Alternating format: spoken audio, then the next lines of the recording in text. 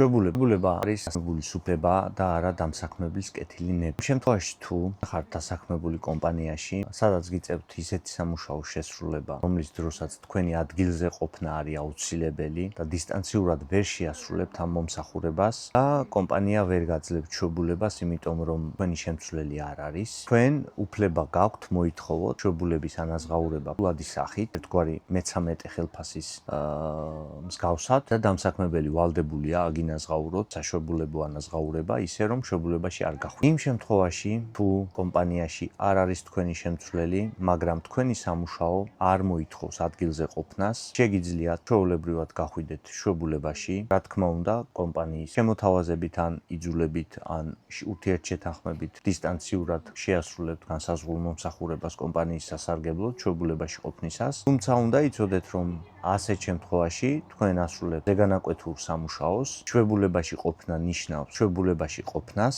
რომელ დროშიც თქვენ არანაირ მომსახურებას, არანაირ შემხებლობას არ აგრძელებთ კომპანიასთან, არანაირი ტელეფონზე დარეკვები, არანაირი SMS მიმოწერა, არანაირი ელექტრონული პოსტა, არაფერი. თუ ამას ასრულებთ და გიწევთ ამის გაკეთება, თქვენ მუშაობთ დისტანციურად და არ ხართ ჩვეულებაში. ამ შემთხვევაში კომპანიას აქვს ვალდებულება აგინაზღაუროთ მომსახურება ზეგანაკვეთურად, როგორც ზეგანაკვეთური მომსახურება. იმ შემთხვევაში თუ კომპანია, რომელშიც მუშაობთ, ხელმძღვანელობს თქვენთან ურთიერთობაში მორალური სტანდარტებით, არ გეკიდებათ 5, 10, 15 წუთიან დაგვიანებებზე, უფლებას გაძლევთ 1-2 საათით გახვიდეთ თქვენ საქმეზე და მისთვის მთავარია რომ მის საქმე არ გაფუჭდეს და პატარ-პატარა გასვლა-გამოსვლაზე არ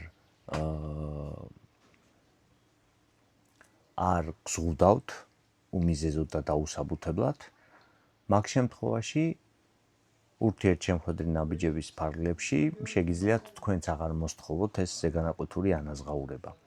იმ შემთხვევაში თუ თქვენთან ურთიერთობაში დამსაქმებელი არ ხელმძღვანელობს მორალური სტანდარტით და ხელმძღვანელობს მხოლოდ საკუთარი ინტერესებიდან გამომდინარე, უნდა მოითხოვოთ ზეგანაკვეთური ანაზღაურება.